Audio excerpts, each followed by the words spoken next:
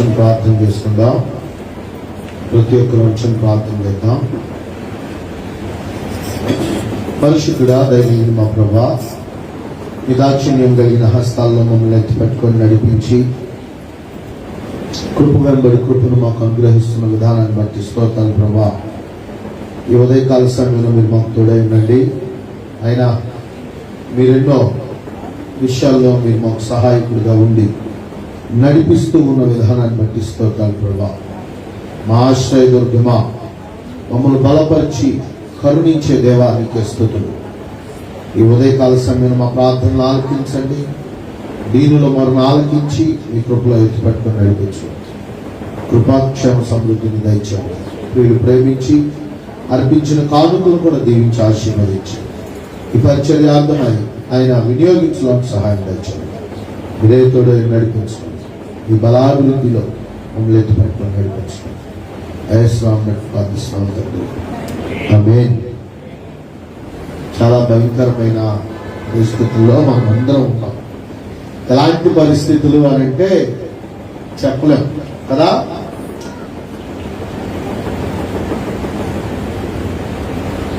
మేము ప్రేయర్ చేయడానికి prayer list వేసినప్పుడు దాంట్లో చూసినప్పుడు నాకు చాలా బాధ అనిపించింది, దుఃఖం అనిపించింది. ఒక రాష్ట్రంలో ఎంతమంది కరోనాతో ఇన్ఫెక్టెడ్ అయ్యారు, కరోనాతో బాధపడుతున్నారు, తర్వాత ఎంతమంది చనిపోయారు అని కనుక చూస్తే చాలా భయంకరంగా అన్నమాట. అసలు చెప్పలేం. అంటే ఇది ఇంటర్నెట్లో ఉన్న డేటాని, అంటే అధికారికంగా ప్రకటించిన కొన్ని విషయాలు మాత్రమే మనం చెప్పగలుగుతున్నాం. కానీ ఇంకా లోనికి వెళ్ళి చూస్తే లెక్కకు రాని ఎంతమందో నాకు తెలియదు. నాకు చూసినప్పుడు చాలా బాధ అనిపించింది. మహారాష్ట్రలో 42,95,027 మంది కరోనాతో బాధపడుతున్నారంట. నేను ప్రశాంతం దొరికింది. ఆలలో చనిపోయిన వాళ్ళు ఎంతమంది అని అంటే 64,760 మంది చనిపోయారు. ఎంత బాధాకరమైన విషయం. ఎన్ని కుటుంబాలు రోధిస్తా ఉన్నారు, ఎన్ని కుటుంబాలు ఆదరణ కోసం ఎదురు చూస్తా ఉన్నారు, ఎన్ని కుటుంబాలు ధైర్యలేని పరిస్థితుల్లో వాళ్ళ ఇంట్లో పెద్ద అయి ఉండొచ్చు, ఆ గృహాన్ని నడిపించే పెద్ద దిక్కు అయి ఉండొచ్చు, కొత్తగా పెళ్ళైన వాళ్ళు అయి ఉండొచ్చు, యవన ప్రాయంలో ఉన్నవారు అయి ఉండొచ్చు. చాలా బాధాకరమైన విషయం. నిన్న ఒక పాస్టర్ గారు వాళ్ళ బావగారు చనిపోతే వారిని మట్టి చేయించాలి అని ఎక్కడ తీసే అవకాశం లేకపోతే నేను రమ్మంటే హెల్ప్ చేయడం కొరకు నేను వెళ్తే ఒక తండ్రి, నాకు చాలా మనసు గాయం అనిపించింది, చాలా బాధపడ్డాను. నాకు ఒక తండ్రి తన యవనుడైన కుమారుడు చనిపోతే ఇంట్లో వాళ్ళు ఎవ్వరు రాలా, ఆయన ఒక్కడే అక్కడ కూర్చొని ఆ కాల్చే సమయం కోసం ఎదురు చూస్తూ ఉన్నాడు. చాలా బాధ అనిపించింది. అంటే తీసుకెళ్ళడంలోనే చేయడానికి లేదు. అక్కడ చాలా మంది, ఎంతమంది అంటే అంతమంది ఉన్నారు అక్కడ.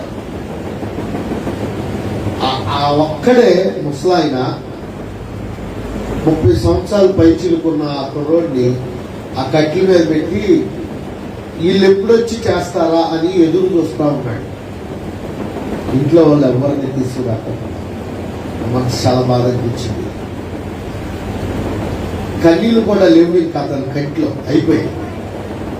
ఏడ్చేసి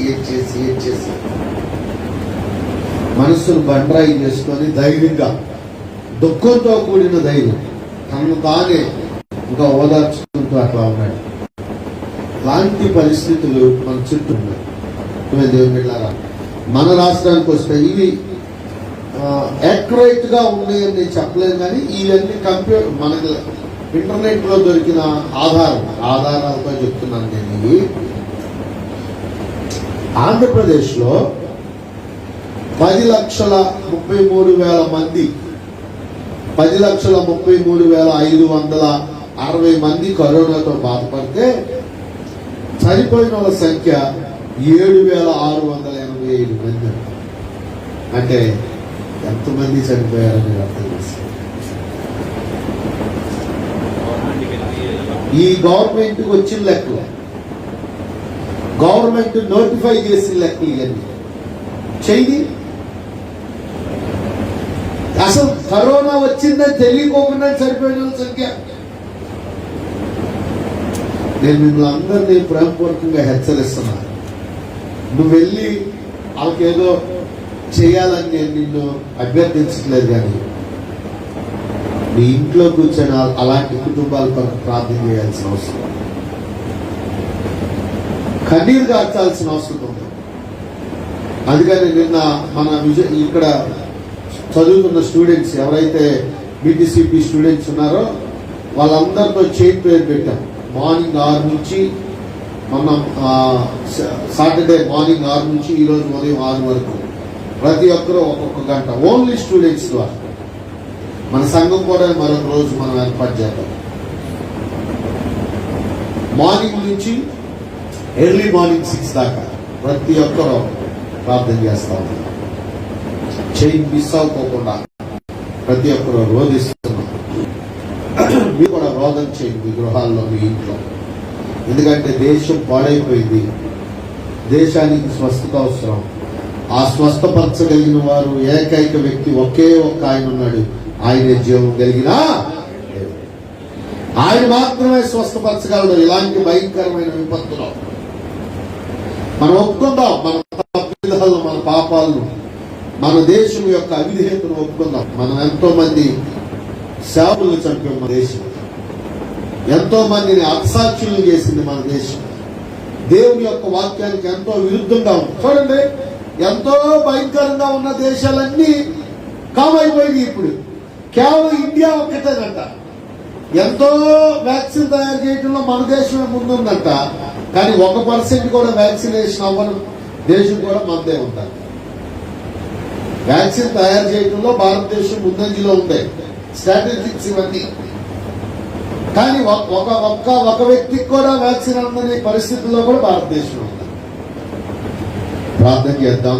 ప్రతి ఒక్కరూ మన అధికారులకి దేవుడు సమయోచితమైన జ్ఞానాన్ని ఇవ్వాలని, దేవుడు మన అవిధేయతలు, మన తప్పిదాలు, మన పాపాలు క్షమించి మనల్ని విమోచించాలని, కరుణించాలని, కటాక్షించాలని ప్రార్థించాలి. ఎవరో మాకెందుకులే, మేము బాగానే ఉన్నాం, మాకు వచ్చినప్పుడు చూసుకుందాంలే అని అనుకోండి. ప్రతి ఒక్కరూ ఇది డానియేల్ వలె, నెహెమ్యా వలె. నెహెమ్యా ఏం చేశాడండి? తన దేశం పాడైపోయినట్టు చూసి ఏమయ్యాడు? దేశం పాడైపోయింది, పాలనలే, నాకేంటి బాగానే ఉన్నాను, నా పిల్లలు బాగున్నారు అని అనుకున్నాడా? ప్రార్థన చేశాడు, ఉపవాసం ప్రార్థన చేశాడు. మనం కూడా ప్రార్థన చేద్దాం. ప్రభుని అడుగుదాం, ప్రభుని అభ్యర్థిద్దాం. ప్రభా, మమ్మల్ని క్షమించండి అయ్యా, మా దేశాన్ని క్షమించండి అయ్యా, నాయన నీ కరుణ కలిగిన హస్తాలను ఒకసారి కటాక్షించండి అయ్యా అని ప్రార్థించేద్దాం. ప్రభు మన ఎడల కృప చూపించి తన దాక్షిణ్యం కలిగిన హస్తాన్ని చాచి మనల్ని విమోచిస్తాడు. ప్రార్థించేద్దాం. ఈరోజు మన ఈ ఉదయకాల సమయంలో దేవుని యొక్క వాక్యాన్ని ఏశావు గురించి మనం చూద్దాం. మనందరికీ తెలుసు ఏశావు యొక్క జీవితాన్ని గురించి. ఏశావు అంటే బాగా రోమములు కలిగిన వాడు, ఎర్రని వాడు అని కూడా అర్థం వస్తుంది అతని పేరుకి. తన శరీరం నిండా రోమములు కలిగిన వాడు. ఇతని చరిత్రను, ఇతని జీవితాన్ని కనుక చూస్తే చాలా బాధాకరమైన విషయాలు ఇతని జీవితంలో ఉన్నాయి. ఏశావు ఇస్సాకు యొక్క ప్రప్రథమైన కుమారుడు. ఏశావు యాకోబును గురించి రెబ్కాకి దేవుడు ముందుగానే తెలియజేశాడు. అమ్మా, ఈ గర్భంలో 2 జనపదములు ఉన్నాయి, పెద్దవాడి కంటే రెండో వాడు దీవించబడతాడు, పెద్దవాడు రెండో వాడికి దాసుడు అవుతాడు అనే దీవెనలు కూడా లేఖనాల్లో మనం చూస్తాం. బాగా అనేక పర్యాయాలు మనము ఈ వాక్యాన్ని మనం విన్నాము, అనేక సార్లు తన జీవితాన్ని మనం చూసాం. ఈ వ్యక్తిగతమైన జీవితాన్ని గురించి కనుక చూస్తే ఏశావు చాలా కలవరపడి కన్నీరు గారుస్తా ఉన్నాడు. ఇద్దరు కుమారులు బాగా పెరిగారు. ఒక ఆయన వేటాడుతా ఉన్నాడు, రెండో ఆయన తల్లి దగ్గర వేటాడి మాంసం తీసుకొని వస్తున్నాడు కాబట్టి ఇసాకుకు చాలా ఆయన ఇష్టమై ఉన్నాడు. తర్వాత రెండో కుమారుడు యాకోబు తన తల్లి దగ్గరే ఉన్నాడు, తల్లి ప్రేమను పొందుతూ ఉన్నాడు. వీళ్ళిద్దరూ యాకోబు ఏశావు ఇద్దరు యాకోబు జ్యేష్ఠత్వం కొరకు పోరాటం చేస్తా ఉన్నాడు. తల్లి గర్భంలో నుంచే చూస్తే ఏశావు తన అన్న మడము పట్టుకొని బయటికి రావటాన్ని మనం చూస్తాం. ఆ మడమను ఆ చేతి మడిమను పట్టుకొని చెయ్యిని మంత్రసాని వినిపించింది అని బైబిల్ లేఖనాల్లో ఉన్నాయి. అంటే ఎంతగా బాల్యం నుండే పోరాటం చేస్తున్నాడో చూడొచ్చు. కానీ తనకున్న విలువను, తనకున్న ఆధిక్యతను, తనకున్న ఘనతను కాపాడుకోలేక పోగొట్టుకున్న ఒక భ్రష్టుడు ఏశావు. తనకు ఆధిక్యత ఉంది, తనకు అవకాశం ఉంది, తాను దీవించబడిన వ్యక్తిగా ఉండాలి, తాను జ్యేష్ఠుడిగా ఉండాలి. కానీ జ్యేష్ఠత్వాన్ని కోల్పోయిన వ్యక్తిగా కూడా మనం చూడొచ్చు. చూడండి, అతని జీవితాన్ని కనుక చూస్తే మీరు వీటిని కూడా గమనించాలి. మీరు మీ దేవుడు మీకు ఇచ్చిన వాటిని మీరు అభినందించలేకపోతే గొప్ప ఆశీర్వాదాలను కోల్పోతారు. What has God given to you. నువ్వు నీకు ఇచ్చిన వాటిని గౌరవించలేకపోతే, ఇఫ్ యు నాట్ రెస్పెక్ట్ నువ్వు కనుక గౌరవించలేకపోతే గొప్ప ఆశీర్వాదాలను కోల్పోతావు. ఏశావు జీవితం కూడా అలాంటి జీవితమే. దేవుడు ఒక అవకాశాన్ని ఇచ్చాడు తన జీవితంలో. ఒక జ్యేష్ఠుడిగా ఎవరు జన్మించాడండి వాళ్ళిద్దరిలో? ఇఫ్ యు సీ గాడ్, దేవుడి ప్రణాళికను కనుక చూస్తే అదొక ఆశ్చర్యమైనది. దేవుని యొక్క ప్రణాళికలో యాకోబే జ్యేష్ఠుడు అవ్వాలి అనే దేవుని యొక్క ప్రణాళిక. మనం దాన్ని తీసివేయటానికి లేదు. కానీ జ్యేష్ఠుడుగా ఏశావునే ఇచ్చాడు. కానీ ఏశావు దానిని గౌరవించుంటే దేవుడు యాకోబును మరొకలాగా ఆశీర్వదించేవాడేమో. కానీ ఏశావు తన యొక్క జ్యేష్ఠత్వం మీద గౌరవం లేని వ్యక్తిగా ఉన్నాడు. ప్రియమైన దేవుని బిడ్డలారా, ఈ మాట ద్వారా మిమ్మల్ని కూడా ఈ ఉదయకాల సమయంలో ఛాలెంజ్ చేయాలనుకుంటున్నాను. దేవుడు నీకు ఇచ్చిన దానిని నువ్వు అభినందించలేకపోతే, గౌరవించలేకపోతే గొప్ప ఆశీర్వాదాలను కోల్పోతావు. చూడండి, ఆదికాండము 25వ అధ్యాయము 29వ వచనం చూడండి.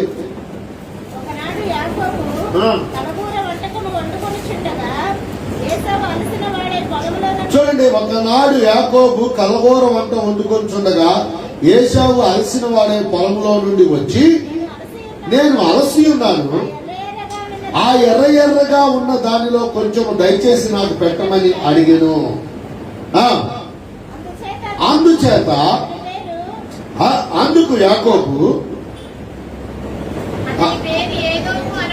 చూడండి, అందుచేత అతని పేరు ఏలేము అనబడేది. 31వ వచనం చూడండి. అందుకు యాకోబు, నీ జ్యేష్ఠత్వం నాకిమ్మని అడుగగా ఏశావు, నేను చావబోతున్నాను కదా, జ్యేష్ఠత్వం నాకెందుకు అని. చూడండి, ఎంత తక్కువహీనమైన మాట మాట్లాడుతున్నాడు.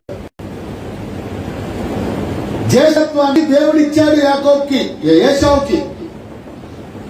ఏశావు వాస్తవంగా లిటరల్ గా చూస్తే గనక ఏశావు జ్యేష్ఠుడిగా జన్మించాడు, ప్రప్రదమైన వ్యక్తిగా చూస్తున్నాడు. కానీ దేవుడు ఇచ్చిన దానిని, లేకపోతే తన జ్యేష్ఠత్వం మీద తనకు విలువ లేదు, ఆ జ్యేష్ఠత్వాన్ని గురించిన గౌరవం లేదు, జ్యేష్ఠత్వాన్ని గురించిన ప్రేమ లేదు, జ్యేష్ఠత్వం పైన నమ్మకం లేదు. అందుకని చౌకబారు మాటలు మాట్లాడుతా ఉన్నాడు. ఇక్కడ చూడండి ఏమంటున్నాడు, యాకోబు చూస్తున్నాడు, అతని తల్లి గర్భంలో నుండి పోరాటం చేస్తున్నాడు. ఎప్పుడు నేను జ్యేష్ఠుడు అవుతానా? తల్లి గర్భంలో పోరాటం చేశాడు, బాగా ప్రయాసపడ్డాడు, కానీ ప్రయోజనం లేకపోయింది. ప్రప్రథమైన వ్యక్తిగా ఏశావు జన్మించాడు. చూడండి, తల్లి గర్భంలో నుండి తాను ఎదురు చూస్తానే ఉన్నాడు. ఇతను మాత్రం ఏమంటున్నాడు చూడండి 31 వచనంలో, ఆ నలిసిపోయాడు, బాగా ఆకలి ఉన్నాడు. ఏశావు బాగా ఆకలైంది, బాగా ఆకలి ఎదురు చూస్తా ఉన్నాడు ఏం తినాలా అని. కడుపులో నగనగలు ఆడుతూ ఉన్నాడు. నగనగలు ఆడుతున్న టైంలో తమ్ముడు చక్కగా వంట చేసుకుంటా ఉన్నాడు. వంట చేసుకొని తింటా ఉన్నాడు. ఆ ఎర్రగా ఉన్న దాంట్లో దయచేసి నాకు కొంచెం పెట్టమని అడుగుతా ఉన్నాడు.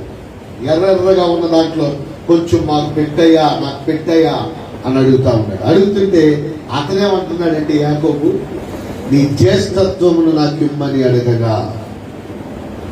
ఏమనాలి ఏశావు, ఏమనాలి? రే, నువ్వు అన్నం పెడితే పెట్టు, లేకపోతే లేదు. ఆ ఎర్రగా ఉన్నది పెడితే పెట్టు, లేకపోతే లేదు. ఇంకా సేపు అయినా తింటాను, అమ్మ చేత వండించుకొని తింటా, లేకపోతే ఇన్స్టిట్యూట్ ఫుడ్ ఏదైనా తెచ్చుకొని తింటా అని అన్నది. అనుకోకుండా ఎంత బలహీనమైన మాట్లాడుతున్నాడు చూడండి ఇక్కడ. ఏశావు, నేను చావబోతున్నాను కదా, జ్యేష్ఠత్వం నాకెందుకు అంటే, తనకున్న దాని మీద తనకు ప్రేమ ఉందండి. తనకున్న దాని మీద ఏశావుకు ప్రేమ ఉందా? ఏశావు దానిని గౌరవిస్తున్నాడా? ఏశావు దానిని ఎన్నికగా ఎంచుకోగలుగుతున్నాడా? లేదా? కేవలమైన దాని కొరకు ఎంత చౌకబారు మాట్లాడుతున్నాడో చూడండి. నేను చావబోతున్నాను కదా, జ్యేష్ఠత్వం నాకెందుకు జ్యేష్ఠత్వం? జ్యేష్ఠత్వంతో పని లేదు. అసలు ఈ పూట బ్రతికితే చాలు, ఈ పూటకు బ్రతికి ఉంటే చాలు, రేపటి గురించి ఎందుకురా అని వక్ర ప్రమాణాలు చేసే వాళ్ళు కూడా ఈ లోకంలో చాలా మంది ఉన్నారు. ఈ పూట గడిచిపోతే చాలండి, ఏం మాట్లాడితే ఏమైంది అని అనుకోవట్లేదు చాలా మంది. అలాంటి వ్యక్తి ఏశావు కూడా. చాలా మంది తమ క్రైస్తవత్వాన్ని తాకట్టు పెట్టుకుంటూ ఉంటున్నారు, మాటలు కానీ లేకపోతే ప్రభుత్వాల దగ్గర కానీ, చాలా చాలా బలహీనమైన విషయాల్లో. అలాంటి వ్యక్తే స్వల్పమైన వాటి కొరకు చూసుకొని ఉన్నతమైన వాటిని విసర్జించే వ్యక్తులు వీళ్ళంతా. కేవలమైన వాటి కొరకు ఉన్నతమైన వాటిని పోగొట్టుకునే మనస్తత్వం కలిగిన వారు వీళ్ళంతా ఏశావు లాంటి వారు అని మనం చెప్పడంలో ఎలాంటి సందేహం లేదు. చూడండి, ఏశావు చావబోతున్నాను కదా, నాకెందుకు జ్యేష్ఠత్వం, నాకెందుకు అని 33వ వచనంలో కనుక చూస్తే, యాకోబు నేడు నాతో ప్రమాణము చేయమనెను. అతడు యాకోబుతో ప్రమాణము చేసి చూడండి ఏం చేశాడంటండి, జ్యేష్ఠత్వాన్ని ఏం చేశాడంట, అమ్మేశాడంట. ఎంత బలహీనమైన విషయం అండి. ఇక్కడ అమ్మేసిన సంగతి మర్చిపోయి ఇంకో దగ్గర ఏడుస్తా ఉన్నాడు. ఇక్కడ అమ్మేశాను అనే విషయాన్ని కంప్లీట్ గా మర్చిపోయి ఏడుస్తూ ఉంటున్నాడు. అమ్మేశాడు, లిటరల్ గా అమ్మేశాడు. మరొకరు ప్రమేయం లేకోకుండా, మరొకరితో అవకాశం లేకోకుండా, నానా వీడు భోజనం పెట్టమంటే ఇది అడుగుతున్నాడని వాళ్ళ నాన్నతో చెప్పుకోకుండా, వాళ్ళ అమ్మతో చెప్పుకోకుండా తన జ్యేష్ఠత్వాన్ని అమ్మేశాడు, అమ్ముకున్నాడు. గౌరవించలేని వ్యక్తి. దేవుడు నీకేం ప్రేమించాడో ప్రేమించిన వాటిని గౌరవించాలి. మనం గౌరవించలేని వ్యక్తులంగా ఉండకూడదు. దేవుడు మనకేమిస్తే వాటిని మనం ప్రేమించే వ్యక్తులంగా ఉండాలి. అసహనంతో జీవించే వ్యక్తులంగా ఉండకూడదు. ఈ వ్యక్తి అయితే అలాంటి జీవితాన్ని జీవిస్తా ఉన్నాడు. తనకున్న గొప్ప హోదాని ఇప్పుడు ఎవరు తనంతట తాను అమ్మేసుకుందే? ఈ విషయాన్ని మర్చిపోయి చాలా మంది యాకోబు దొంగిలించాడని అనుకుంటున్నారు. లేదు, ఏశావు లిటరల్ గా అమ్మేశాడంతే. అమ్మేసినప్పుడు దాన్ని పొందడం కోసం యాకోబు వేరే పన్నాగంలో వెళ్ళి పొందాడు, అమ్మేసుకున్నాడు అంతే. ఒక పూట కూటి కొరకు తన జ్యేష్ఠత్వాన్ని అమ్మేసుకున్నాడు, ఒకరోజు ఆహారం కొరకు. గొప్ప దీవెనలు పోగొట్టుకున్నాడు ఏశావు. చూడండి ఆ కింద వచ్చిన చూడండి 34వ వచనంలో, యాకోబు ఆహారమును చిక్కుడుగాయల వంటను ఏశావుకి ఇచ్చెను. అతడు తిని త్రాగి లేచిపోయాను. అట్లు ఏశావు తన జ్యేష్ఠత్వం ఏం చేశాడంటే తృణీకరించారు. ఆ మాట ఉందా? తృణీకరించారు. I don't want this, I don't want this birthright. నాకు జన్మతః వచ్చే అజ్ఞాతత్వం నాకు అవసరం లేదు. తృణీకరించాడు. బైబిల్లో రాయబడింది ఏశావు యొక్క కంప్లీట్ యొక్క బలహీనత, అతను తప్పిదం. ఎవరండి పోగొట్టుకునేది బర్త్ రైట్ కొరకు?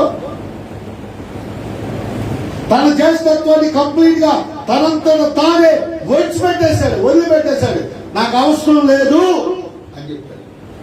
కేవలం తిండి కోసం, కేవలం తినడం కోసం, కేవలం వస్త్రాలు ధరించుకోవడం కోసం, కేవలము జీవితం కొరకు క్రైస్తవత్వాన్ని విడిచిపెట్టకూడదు. ప్రియమైన దేవుని బిడ్డలారా, ఎంతమంది ఏశావు లాంటి వారు ఈరోజు సంఘంలో ఉన్నారు?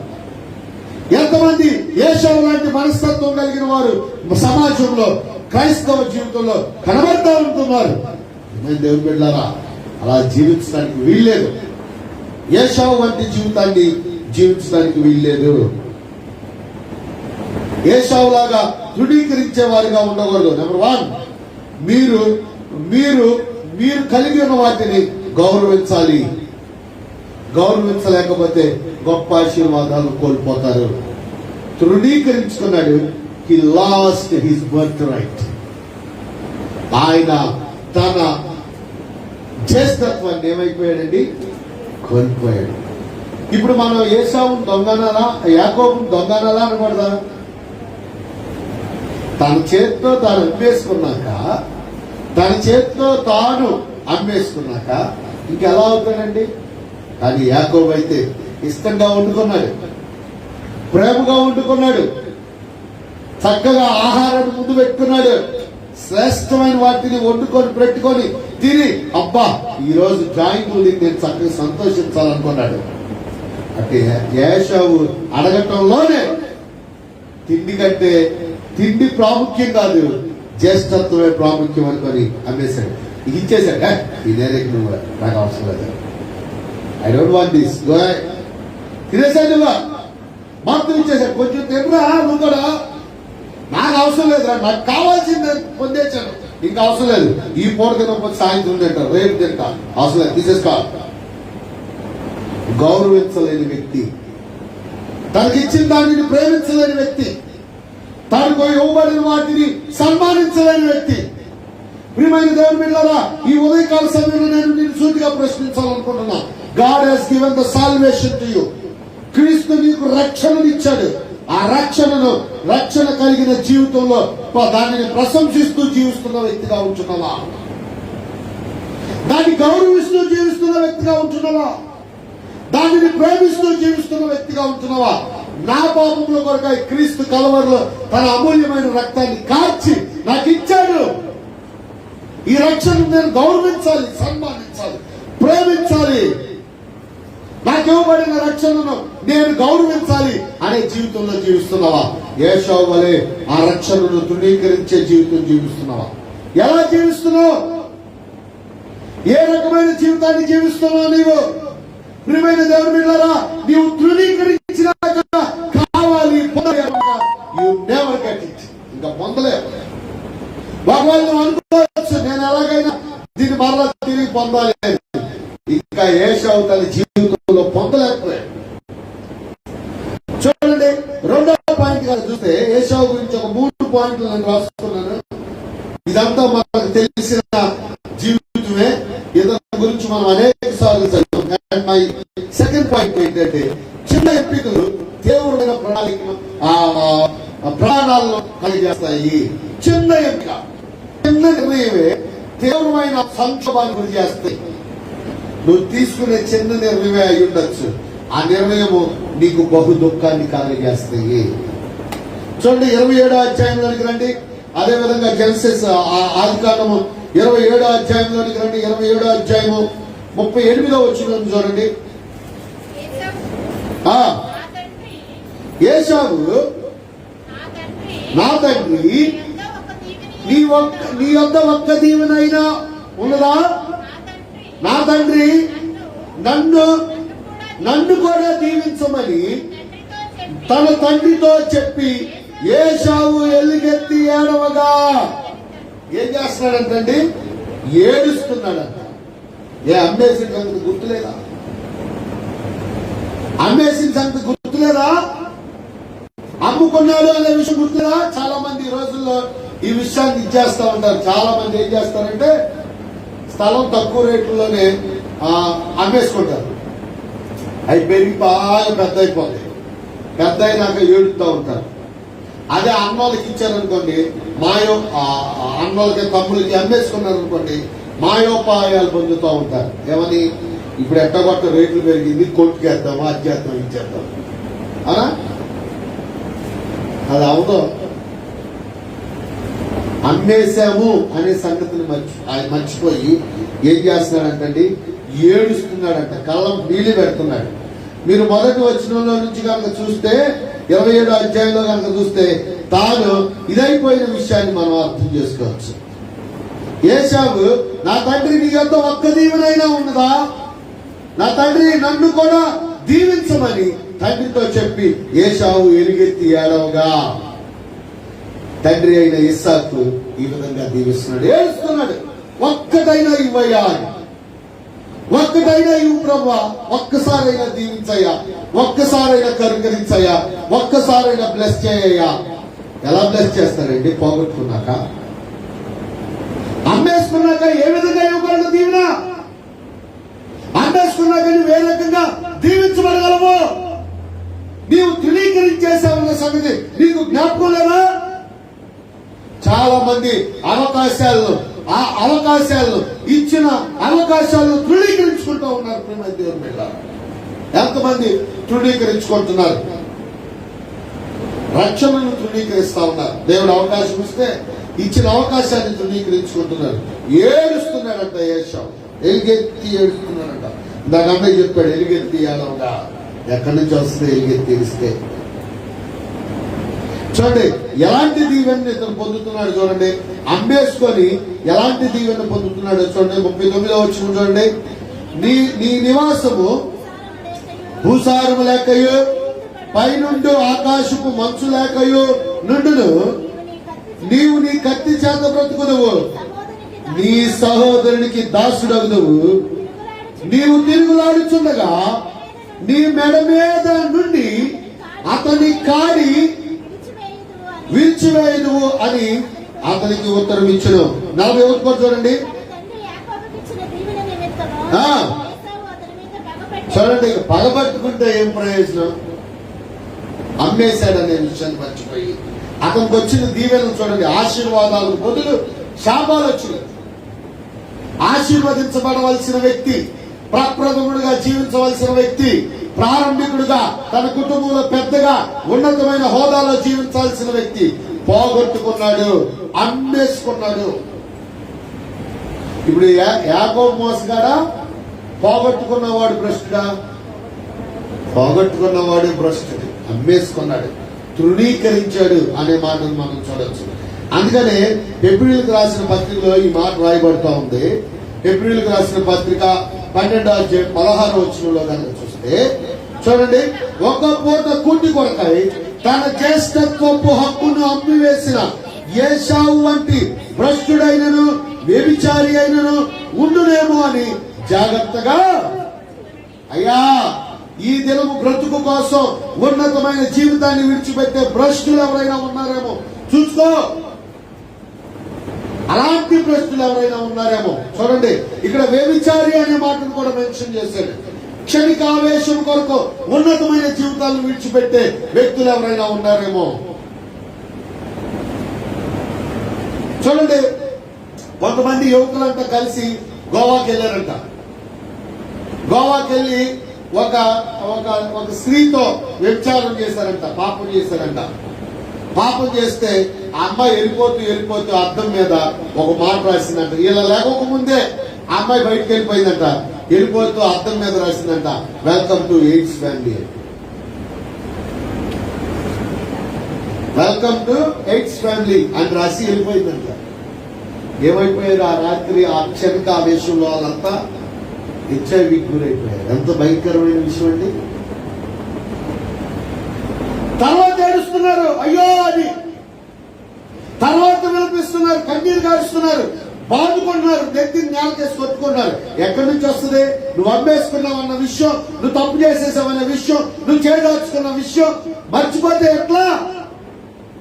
నీకు వచ్చిన విలువను, నీకు ఇచ్చిన గౌరవాన్ని, నీకు ఇచ్చిన ఆధిక్యతను కోల్పోయావు. లేనిపోయిన వాటిని తెచ్చిపెట్టుకున్నావు, తల మీద ఉంచుకున్నావు. నీ అంతటికి నీవే నీ నెత్తి మీద నుప్పులు వేసుకున్నావు అన్న సంగతి గ్రహించుకోకుండా ఏడిస్తే ఏం ప్రయోజనం? ఈరోజు దేవుడు నీకు ఒక మంచి అవకాశాన్ని ఇచ్చాడు. ఈరోజు దేవుడు నీకు ఒక ఉన్నతమైన అవకాశాన్ని ఇచ్చాడు. వేటి వైపు చూస్తున్నావు? నీవు కోల్పోయే వ్యక్తిగా ఉన్నావా? నీ ఎంపిక తీవ్రమైన పరిణామాలను కలగజేస్తా ఉంటుంది. నీ ఎంపిక ఒక్క పూట కూటి కోసం. One day meal he lost his birth right.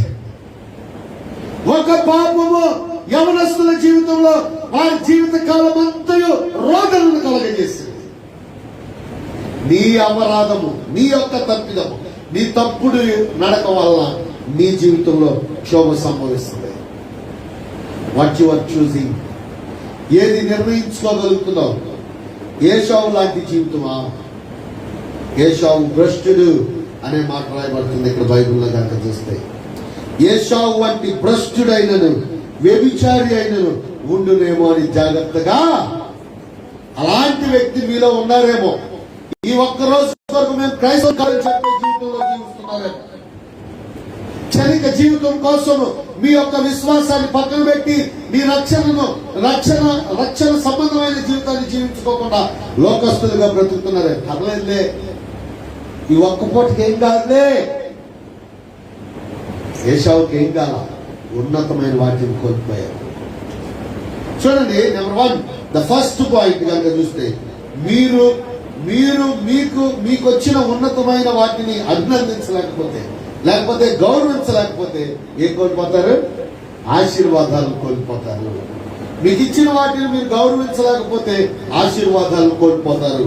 And number 2, మీ చిన్న ఎంపిక తీవ్రమైన పరిణామాలకు దారితీస్తుంది. మీ చిన్ని ఎంపిక. ఒక పూట భోజనం లేకపోతే బాగానే ఉండేదేమో, జ్యేష్ఠుడిగానే ఉండేవాడేమో. ఒక పూట భోజనం కోసం ఏం కోల్పోయాడండి? జ్యేష్ఠత్వాన్ని కోల్పోయాడు. ఇక్కడ ఉన్న మీకు కూడా ఈ మాట ద్వారా మరొకసారి మీరు హెచ్చరించుకోండి. చూడండి, అదే 12వ అధ్యాయము 17వ వచనంలో చూడండి. హెబ్రీయులకు రాసిన పత్రిక 12:17. ఏశావు ఆ తర్వాత ఆశీర్వాదం పొందగోరి కన్నీళ్లు విడిచుచు దాని కొరకు శ్రద్ధతో వెతికినను మారు మనసు పొందిన అవకాశము దొరకక విసర్జించబడిన వాడయ్యే సంగతి మీకు తెలుసు. చాలా మంది అవకాశం ఉండగా రారు. అవకాశాన్ని సద్వినియోగం చేసుకుంటాయా అంటే రారు. అంతా అయిపోయినాక రావాలని చూస్తూ ఉంటారు. చప్పట్లు కొట్టలేనప్పుడు, పాటలు బాగలేనప్పుడు, గొంతులు రానప్పుడు అప్పుడు అయ్యా పాట పాడతావు. ఏం పాడతావు అయ్యా నువ్వు? పాట మాటే రాట్లా, పాట ఏం పాడతావు? ఒక అయ్యగారు ఈ మాట అన్నాడు. అయ్యా నేను రిటైర్ అయిపోయినాక దేవుని సేవకు వస్తానయ్యా అని అన్నాడంట ఒక ఆయన. ప్రభుత్వానికే పనికిరానోడికి ప్రభుకేం పనికి వస్తావయ్యా అన్నాడు. ప్రభుత్వానికే పనికిరాట్లేదు నువ్వు. ఎందుకంటే ముసలాళ్ళు అయిపోయినాక చాదస్తం పెరిగిపోద్ది, తింగితనం పెరిగిపోద్ది. ఇలాంటి వ్యక్తి నువ్వు నీ నీతో చాదస్తం అయ్యామని నిన్ను రిటైర్ చేస్తే నువ్వు ప్రభు పనికి వస్తానంటావేంటి? అవకాశాన్ని సద్వినియోగం చేసుకో. చాలా మంది రక్షణ పొందండి అని అంటే కూడా వాయిదాలు వేస్తా ఉన్నారు. చూడండి, ఏశావు తన ముందున్న వాటిని పోగొట్టుకొని ఆశీర్వాదం కొరకు పొందగోరి కన్నీళ్లు విరుస్తున్నాడంట. అయ్యా నాకు ఇవ్వండి, నాకు ఇవ్వండి, ఇవ్వండి. ఎక్కడి నుంచి వస్తుంది? ఏ విధంగా పొందుకోగలుగుతాడు? ఇచ్చిన అవకాశాన్ని ఏం చేసుకున్నాడు? తన చేజేతులారా పోగొట్టుకొని ఇప్పుడు నాకు కావాలి కావాలి కావాలి కావాలి అంటే వస్తుందా? రావాలి అని అంటే వస్తుందా? ఎక్కడి నుంచి వస్తుంది? నువ్వు అమ్మేసావన్న సంగతి మర్చిపోతే ఎట్లాగండి? ఇప్పుడు చూసి ఆడవడం తప్ప చేసే పనేమి లేదా? నీకు అవకాశం ఉంది, బెస్ట్ రైట్ ఉంది. ఇప్పుడు నీకు దాన్ని సాధ్యపరచుకోగలిగిన శక్తి ఉంది నీకు. ఇప్పుడు దాన్ని నువ్వు నీ చేతులారా పోగొట్టుకొని ఇప్పుడో కన్నీళ్లు గారుస్తూ ఉంటారు. చాలా మంది ఇంకా ఐదారు ఈ విషయంలో చాలా బాగా చెప్తారు. బాధ వచ్చినాక బోధ అర్థమైందంట. బాధ రాకముందు రారు అంటే రాదు.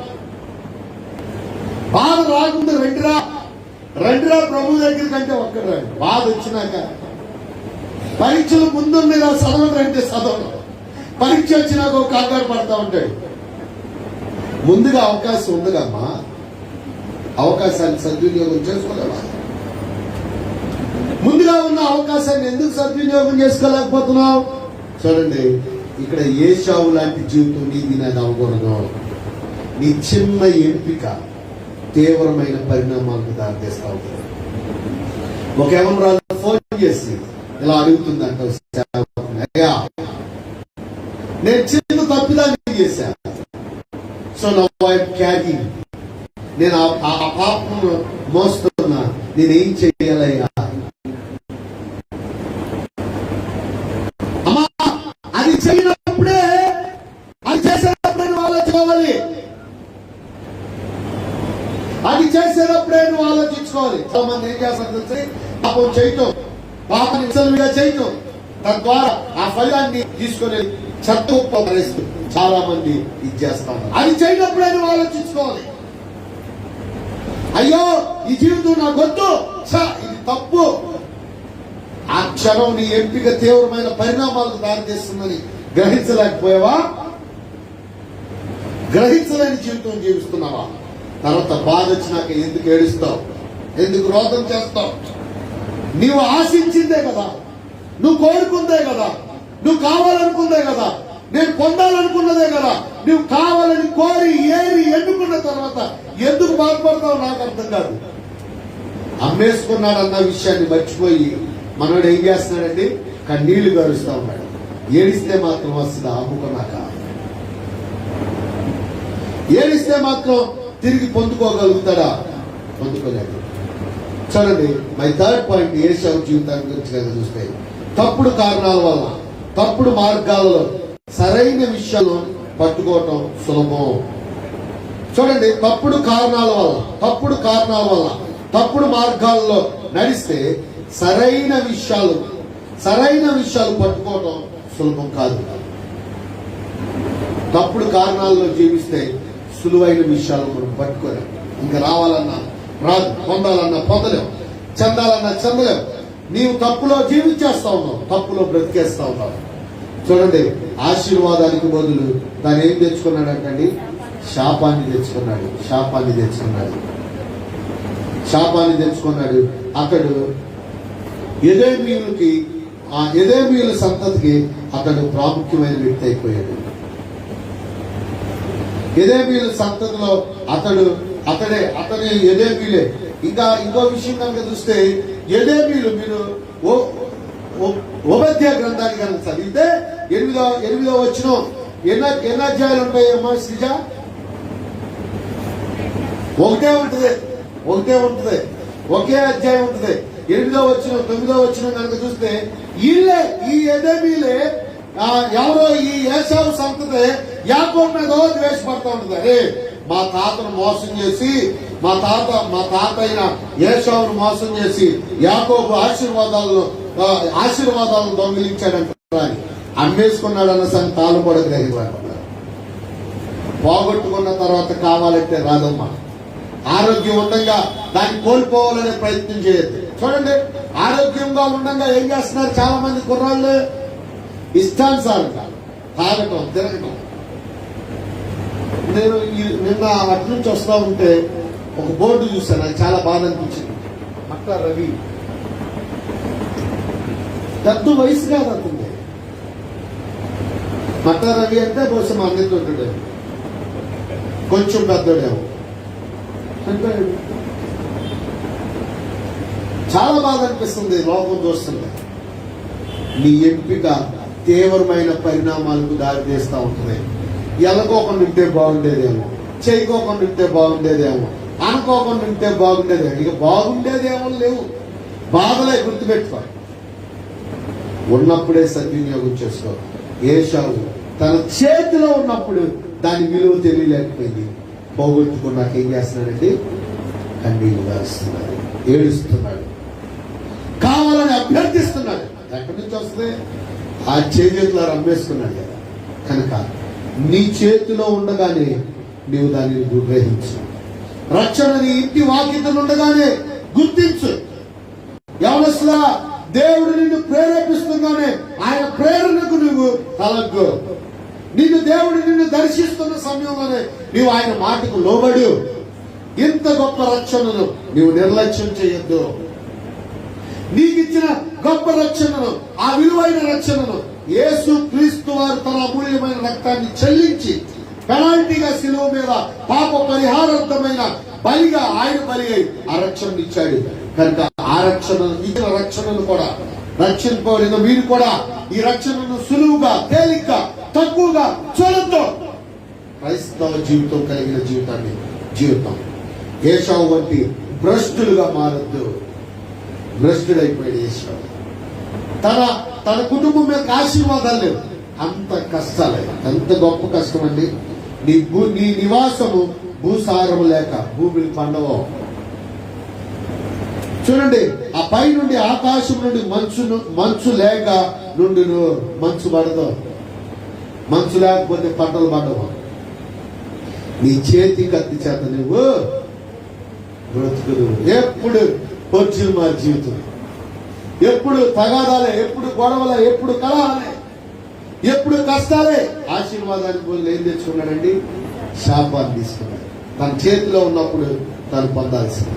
ఎస్, ఒకవేళ ఏశావు కనుక ఏశావు జారిపోతాడని దేవుడికి ముందే తెలుసు. ఒకవేళ ఏశావు అమ్ముకోతే ఏమయ్యేదండి అని మీరు అడిగితే, దేవుడి వాక్యం ఎప్పుడు నెరవేరుకోకుండా ఉండదో ఖచ్చితంగా నెరవేరేది.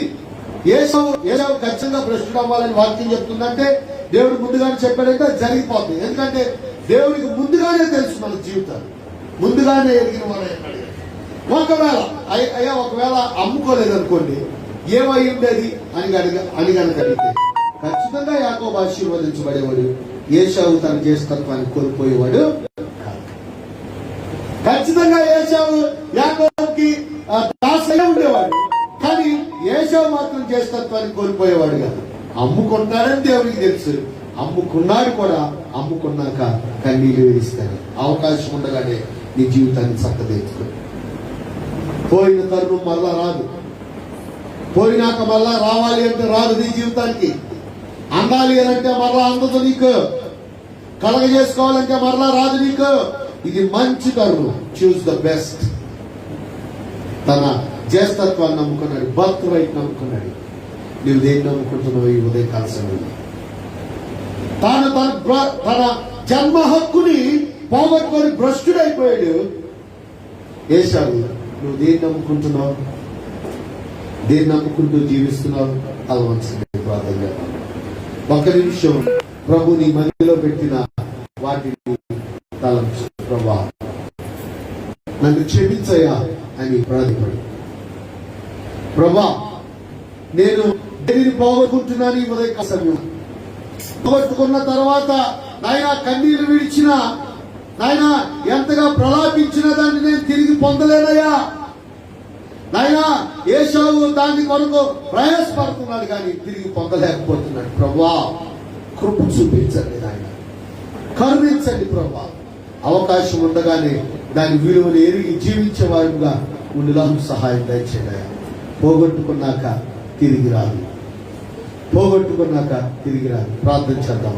అందరం ప్రార్థనలో ఉందాం. ఒక్క నిమిషం. దేవుడు నీకు ఇచ్చిన అవకాశాన్ని నువ్వు సద్వినియోగం చేసుకుంటున్నావా? అది నీ చేతిలో నుండి జారిపోతే, అది నీకు మరొకసారి వినపడకపోతే, నీవు దానిని గౌరవింపలేకపోతే దానిని పోగొట్టుకుంటావు. ప్రార్థన చేద్దాం. అందరం ప్రార్థన చేద్దాం. ఒక్క నిమిషం తల్లవలసింది. ప్రార్థనలో ఉందాం.